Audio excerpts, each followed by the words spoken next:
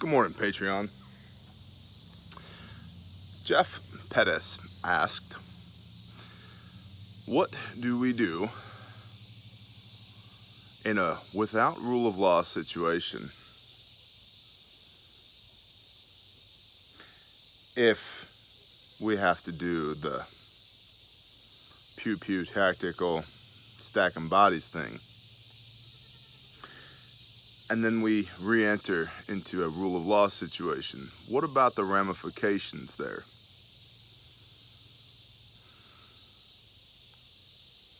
I have some thoughts on the subject, which is why we're shooting this video. I am actually on cup of coffee number 2, but I will do my best to be succinct. The first thing that comes to mind is don't do anything in without rule of law that you would not do in rule of law.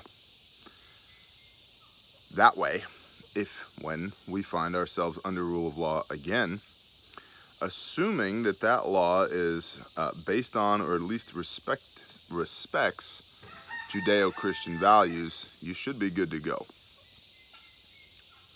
I'm going to get all the comments. Bear, you look tired. You should rest. I know. I've been up since 4:30 grinding on a project for a client, so no worries.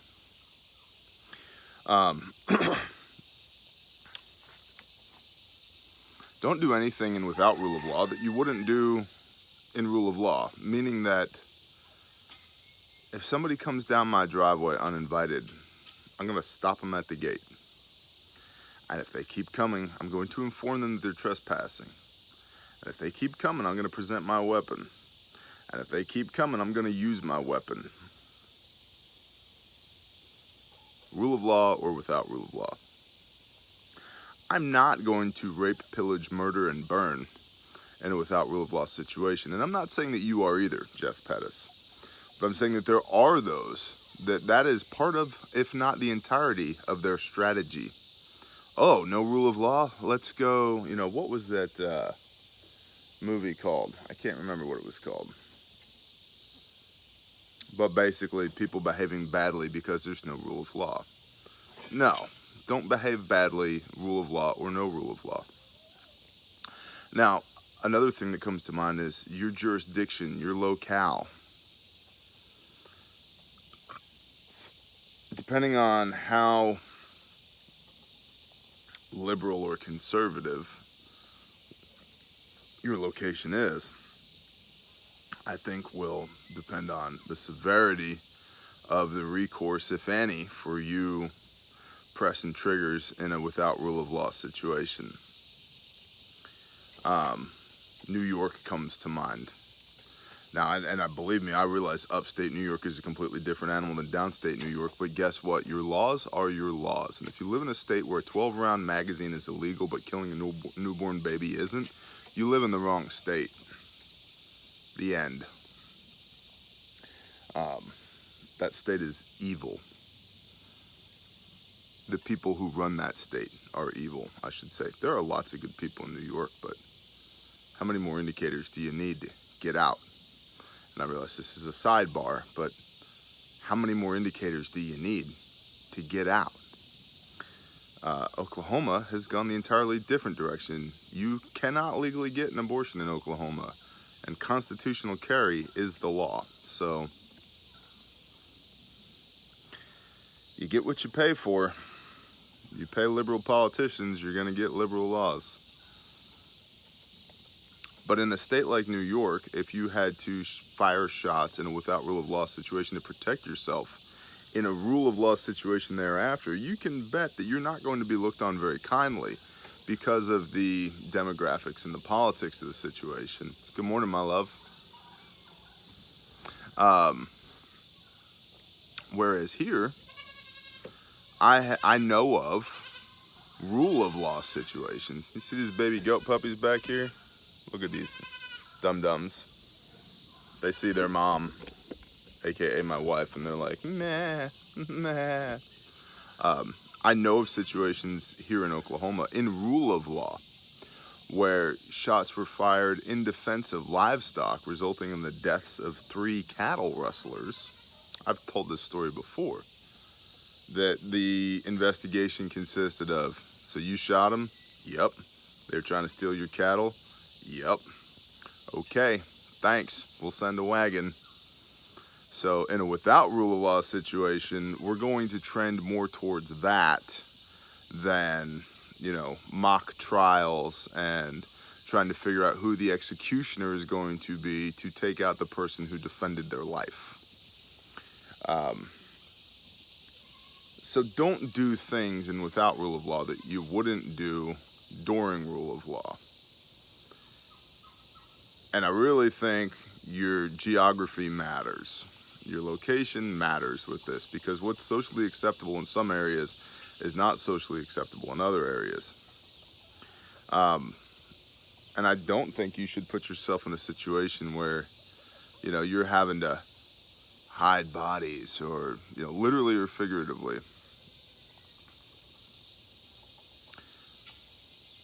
You know, I don't even want to call it a good thing, but the benefit of living where I live is, again, if somebody else decides for us that, hey, we are now in a deadly force engagement to defend life, liberty, and property, I have zero qualms about trigger presses, bro. And I have, look at these dumb chickens. It's like a petting zoo around here.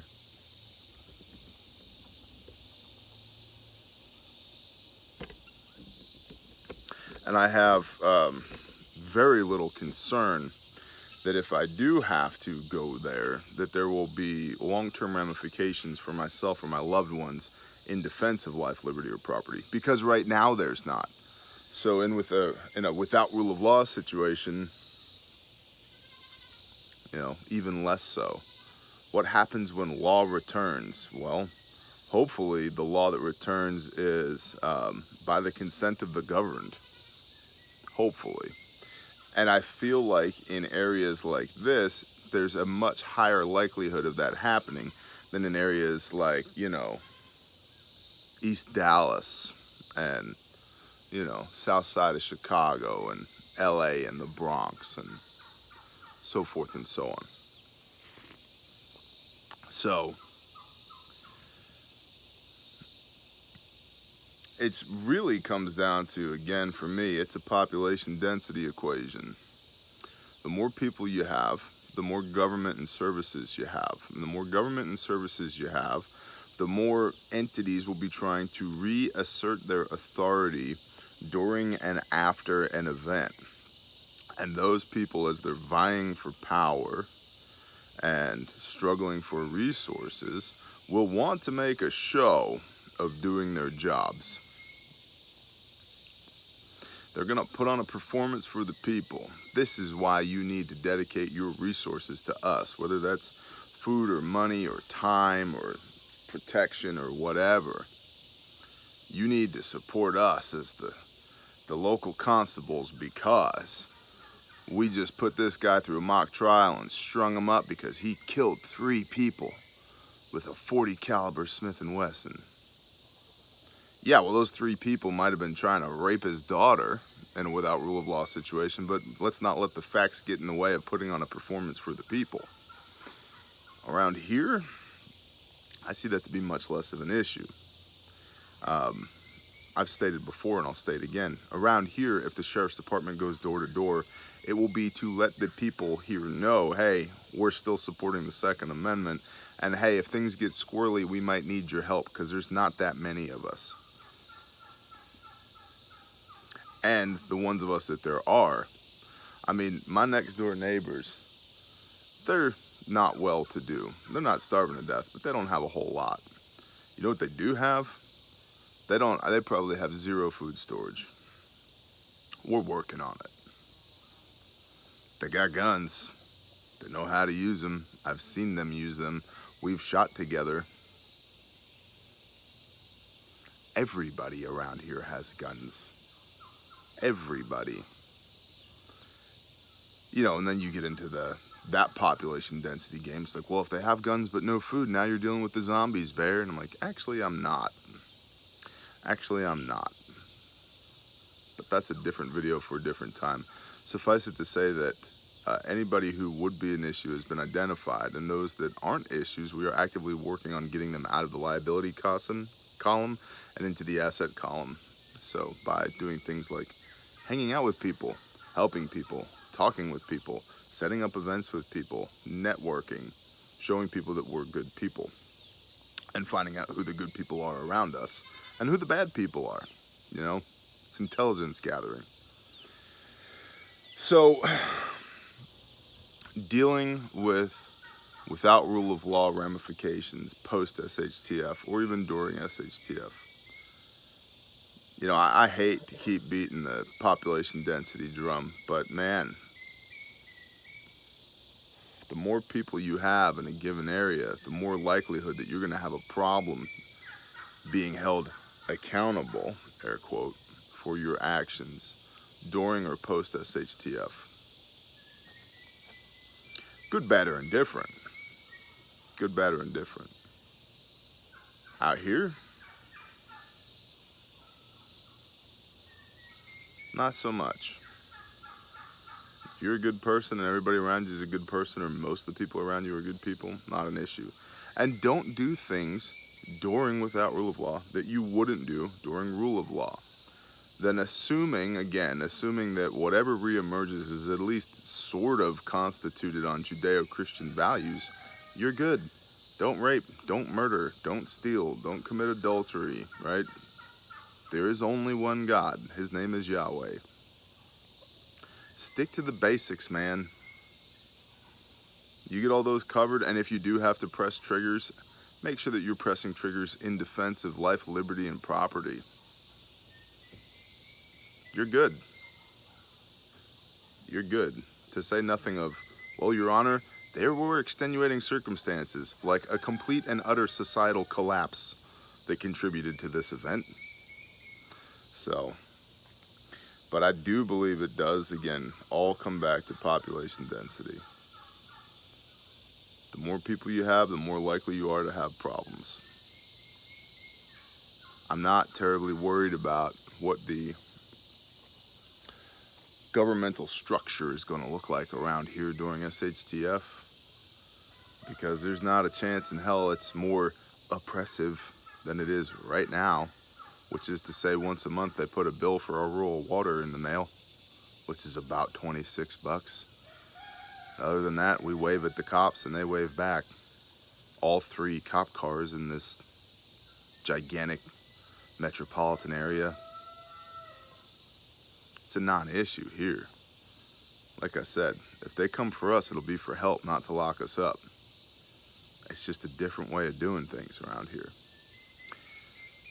So, in summation, again, don't do things during without rule of law that you would not do during rule of law. And don't be in an area where some a-hole is going to try and exert their authority and make an example out of you post-SHTF. Thanks, Jeff Pettis. Appreciate you. Shalom, Patreon.